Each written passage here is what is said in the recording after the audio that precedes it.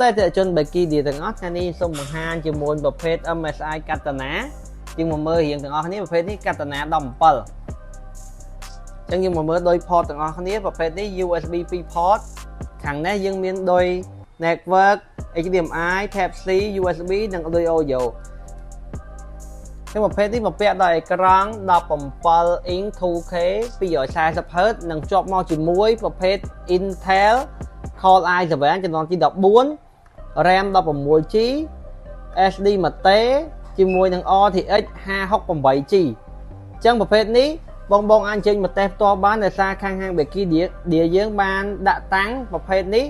ញ្ចឹងបងនៅខាងលេងហ្គេមឬមួយក៏ខាងគូប្លង់ design ទូទៅបងអាចចេញមកតេស្តផ្ទាល់បានជាមួយនឹងប្រភេទ